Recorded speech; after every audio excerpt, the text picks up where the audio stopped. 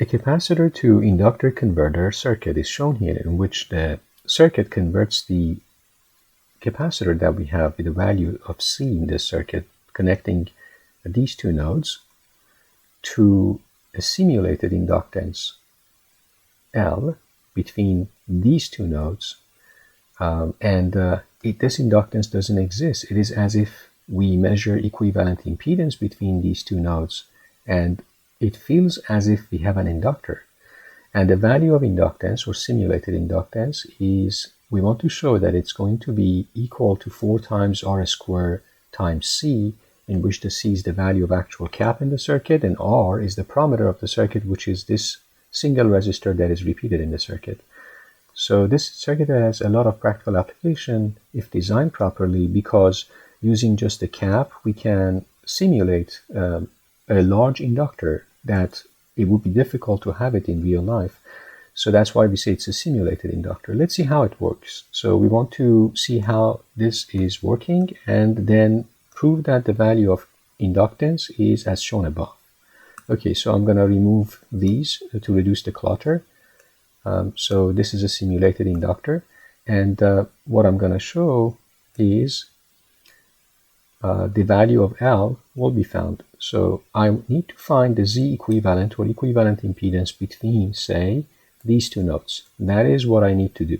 So the procedure to find the equivalence impedance is the best practice. One of the best practice is just apply a Vtest or test voltage, which I'm applying here. So I'm connecting this node and I am connecting this node here. So a test voltage is applied. Let's say the value of that is Vtest. That is a value I know because I applied it. And then as a result, a test current, let's say Itest, is passing through the circuit, which effectively, if I name these currents as I1, I2, and say I3 and I4, it's clear that I2 is equal to Itest equal to negative I4. So let's write it down before it's forgotten. So this Itest is equal to I2 and is equal to negative I4. So let's have that in mind. This is what I refer to as equation, let's say 1.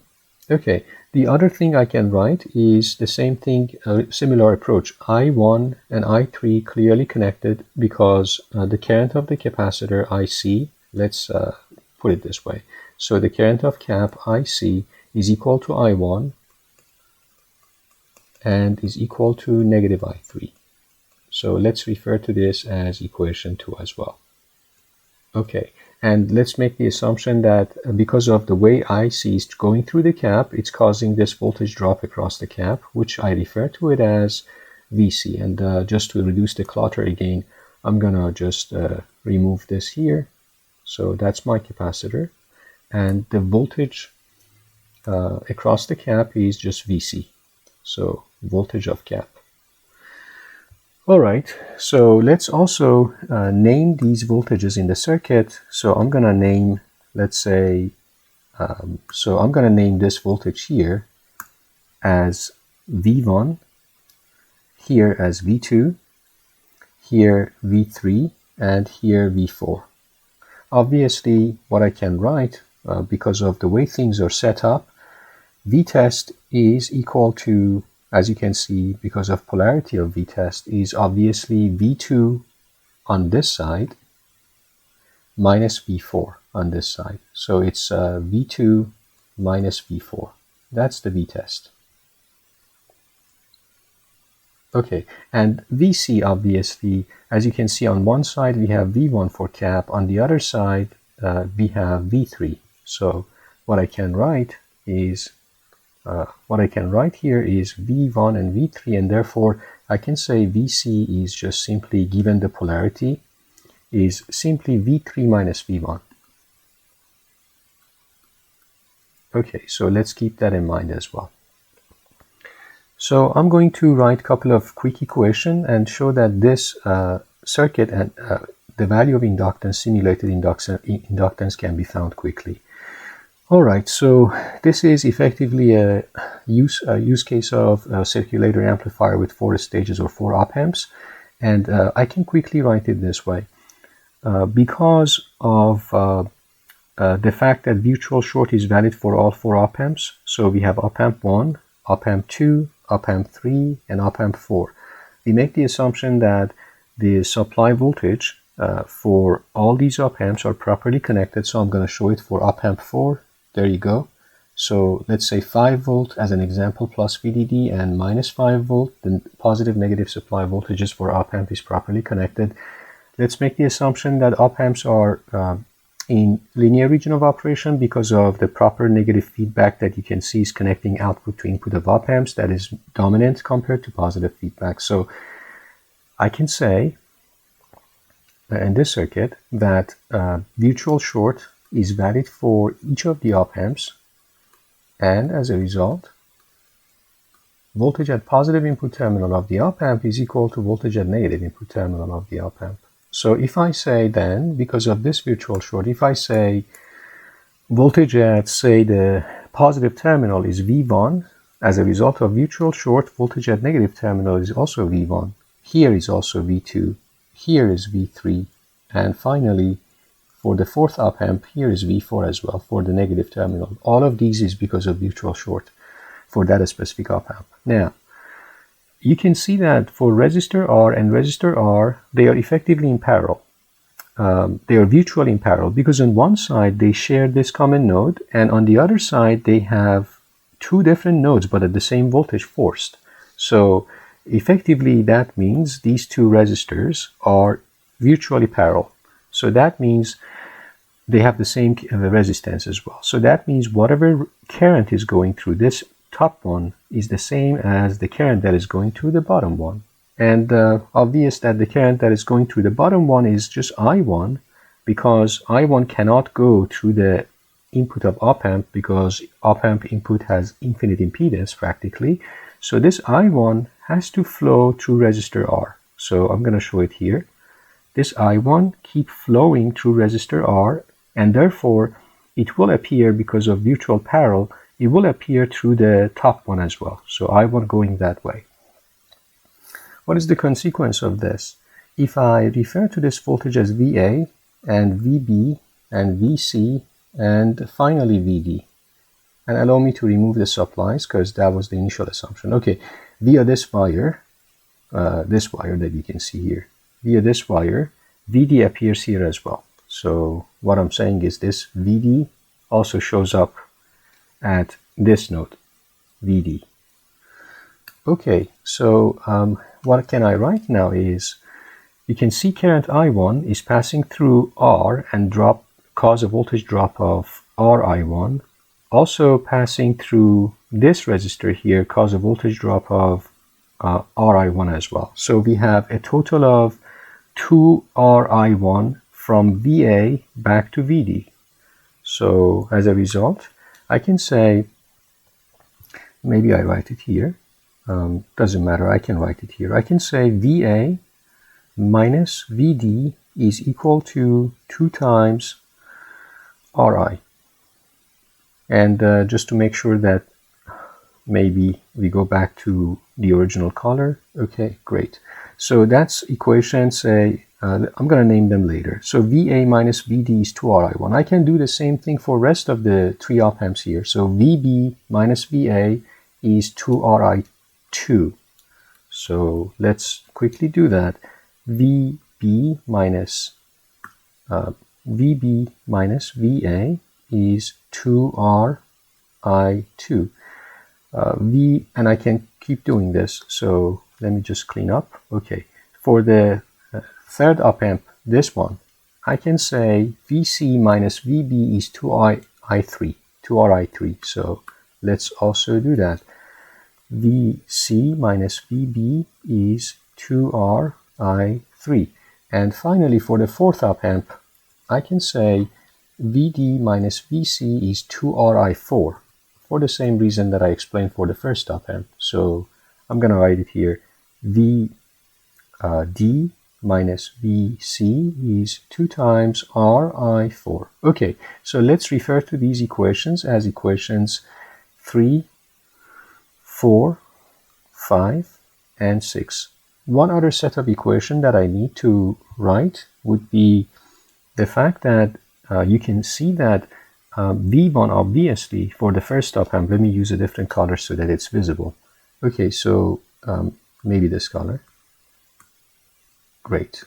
So you can see that V1 is midway between VA and VD because on the right side we have a voltage drop of Ri, on the left side we have a voltage drop of Ri1 as well. So it's obvious that V1 is midway between VA and VD voltage wise.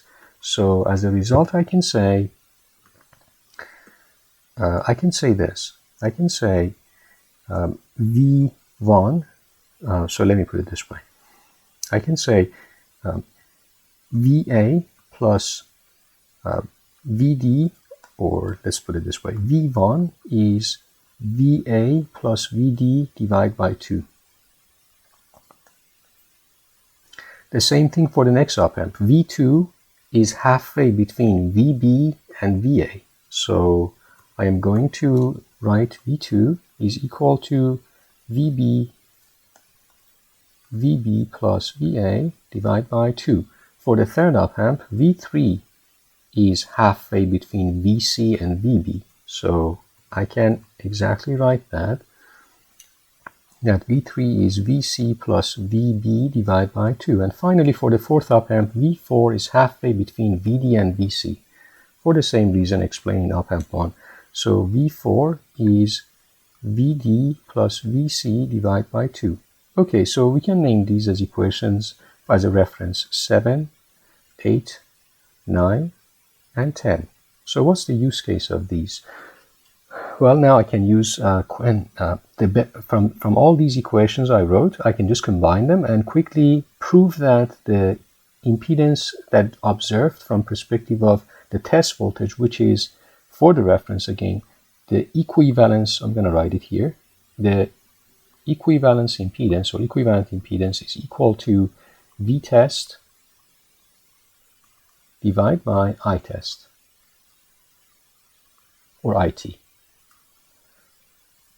So as long as I can find this equivalent impedance that is observed by the Vtest applied in the circuit, then I am done. So, all right. So what I'm going to do is I'm going to define Vtest, right? So I'm going to use this equation here. I'm saying that Vtest is equal to V2 minus V4. Okay, great. So what can I do? I can combine equation 8. So I can combine equation 8 because it has a V2 there and 10 because it has a V4 there to somehow get to V2 minus V4. So allow me to use a combination of equation 8 and 10 and just substitute for V2 and V4. So as a result, I'm going to get 1 over 2. Okay, equation 2 says VB plus VA. So VB plus VA. And then I have minus V4 says VD plus VC. So VD plus VC. Great. What else I can do? All right, so a quick reshuffling quickly. I'm going to benefit from the fact that, so this one is VB. I'm going to benefit from the fact that using a combination of equation 3 to 6, I can see that VB minus VC is clearly defined. There you go. Equation 5 says VC minus VB is 2RI3. So what I can say is I keep VB and minus VC, I'm going to use it combined with VB. So VB minus VC, that's how I'm going to associate these two guys, plus VA minus VD. So that's how I am going with the association. VA minus VD. Okay, now is the point that I am going to use equation 5 and equation, so let me just write it a little bit down so that there is enough space. Equation 5 and equation, let's look for VA minus VD. There you go. It's in equation 3. So I'm going to use equation 3 and 5 to substitute for these guys, this guy and this guy. So I'm going to get 1 over 2. Instead of VB minus VC, I'm going to write negative 2RI3 because it's VC minus VB. So I'm going to do negative 2RI3. And instead of VA minus VD, I'm going to write just 2RI1. So there you go, 2RI1.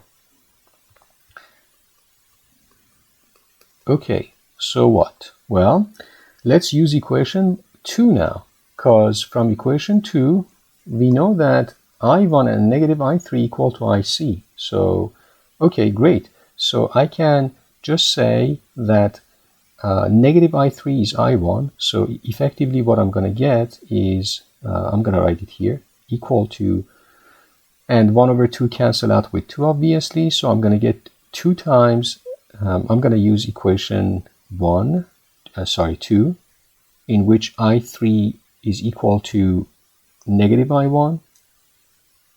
So I'm going to get 2 times RI1. And effectively it's just 2 times RIC, because I1 is the current of the capacitor. Okay, great. What did I find?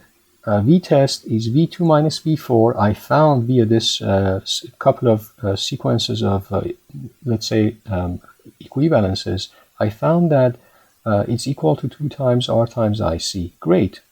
So what is IC? Well, the current of cap is obviously is equal to the voltage across the cap, so VC divided by impedance of cap, which is then 2 times R times voltage across the cap divided by 1 over CS, which means is 2R CS times the voltage of the cap. Great. So again, this is Vtest equal to what we just found here. So let me highlight it.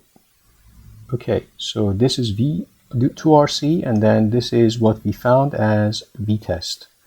Okay, so next step is this, just substitute VC using equation that we have here. See, VC is V3 minus V1 obviously. So what I'm going to write now is, all right, maybe I just go ahead and write it here. So Vtest is equal to, as we found, is equal to 2 times RCS times VC, and then we know that VC is just V3 minus V1, so as a result is 2 times RCS times V3 minus V1. What is the next step here? All right, so the next step is now substituting for V3 minus V1. How? By using combination of equation V here 7, that has a value for V1, and 9. So now I'm going to use combination of 7 and 9 to substitute for V3 and V1. So let's do that.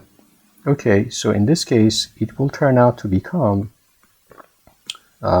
just 2 times RCS times V3 is from equation 9. V3 is 1 over 2 VC plus VB divided by 2. So is this one. I'm going to put the 1 over 2 behind the closed bracket, and instead VC plus VB keep inside. Minus. For V1 is from equation 7, VA plus VD. So VA plus VD. And now again, combination and association. So looking at what we have in equation 4, so let me remove these guys. In equation 4, we have VB minus VA, and equation 6, we have VD minus VC. So I'm going to use equation 4 and 6 to just write, and maybe to make it more visible and easier to see, I'm going to shift this whole thing a little bit down so that there is less, okay, so there is less traffic. Okay, so less congestion here. All right, so I'm going to use equation 6 here and 4 to just write that the outcome is equal to VC plus VB. As you can see, I'm going to associate VC with VD. So VC with VD. So I'm going to get, and 2 cancel out with 2. So RCS times VC minus VD plus, and finally VB and VA. So VB minus VA. What is the benefit of this? Well, we are almost done. VC minus VD, so VC minus VD, you can see that that's actually what is in equation 6 here. So in case of VC minus VD, there is equation 6 that says is equal to 2RI4. So I'm going to just highlight it here, this one.